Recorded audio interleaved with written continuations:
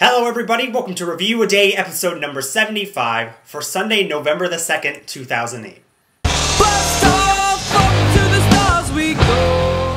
Hello everybody, welcome to Review a Day, the daily video blog where I, Leland Rungart, review a movie 7 days a week. Thank you very much for joining me, and the film I'm going to be reviewing today is a film I have never seen, and it's called Dark City.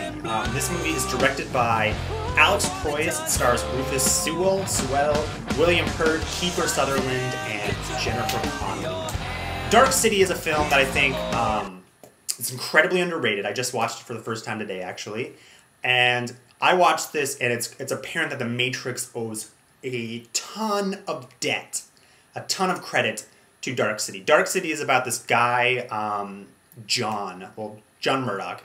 But he wakes up, he doesn't know who he is, he wakes up in a bathtub, he's got like a cut on his head, the light is swinging, he's in the bathtub, he wakes up, he doesn't know who he is, there's a dead hooker in his room, and it's him trying to figure out what's going on.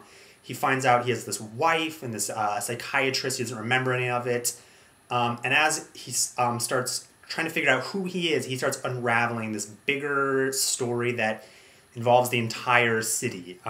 Every night, like at midnight, everyone falls asleep. No matter what everyone is doing, they are walking, they fall asleep for a little while, and then they wake up and they don't even remember it. No one even remembers daytime anymore. So, Dark City is pretty much a masterpiece. I was blown away by this movie. It is fantastic. I remember when I talked about watching The Happening, how there's something inherently creepy about people just standing in the happening when everyone freezes. Dark City, there is something incredibly creepy about an entire city of people going to sleep at the exact same time because someone tells them to. Very creepy. The villains in this movie, very creepy. They're bald. There's three main villains that are always on his tail. There's like a little kid, creepy, bald, jagged teeth, and this big coat. There's a really tall one, and then there's a normal sized one. Very creepy villains. They do this thing called tuning where they control metal. They control basically anything, all the buildings. But as they do it, they chatter their teeth, and it is so creepy. I love that about this movie. The movie has a really great look and style to it. It's incredibly dark City, and it has this kind of 1940s feel to it. It doesn't really feel like today or the future or. It's an amalgamation of a bunch of different decades, essentially.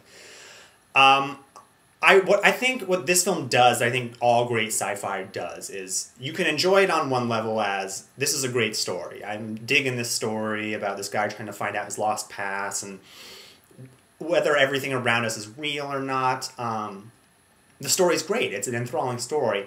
Or you can look at it another way, and you can take some more ideas that say a lot of stuff about our society. The movie says some really profound things about religion and what it is to be human and stuff like that is really profound. And I think that's the strongest thing about Dark City, is that it's both of those. It's not the sci-fi film that's preachy, that's about, it's not the sci-fi movie that talks about racism or something like that. It's really well made. I actually hold Dark City in the same regard that I hold movies like The Matrix and Blade Runner. I mean, I'm talking about Dark City is a classic, and I can't believe that.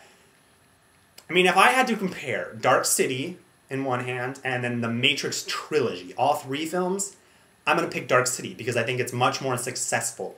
Even though I do think the first Matrix is a much more influential film, and I think it's a better better as a whole, there we go, took me a second, but I think Dark City is much more effective, and I'm glad that I wish more people were just making single sci-fi films like this. I think it's a lost art. So many times I hear about sci-fi films or superhero franchises, and they're like, it's going to be a trilogy, we're going to keep going and going and going. And with The Matrix, I don't like the original Matrix film as much as I did after I saw the second two, because I can't judge that Matrix without thinking about what happened after. It's impossible. I can't. It was meant to be a trilogy. But Dark City, freaking awesome. Performances across the board are really very good. William Hurt is a detective, really great. Jennifer Connelly is in so many fantastic movies. and I always forget what a great actress she is, and she picks great roles.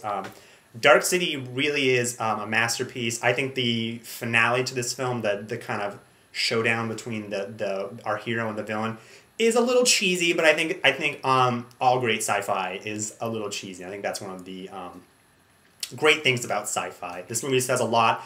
I give this film a 5 out of 5. I can't believe I hadn't seen it until now. If you haven't seen Dark City and you love sci-fi, see it. It's amazing. If you guys are liking my reviews, make sure and subscribe. Give me some ratings. If you guys are liking these, I guess I'll see you guys tomorrow.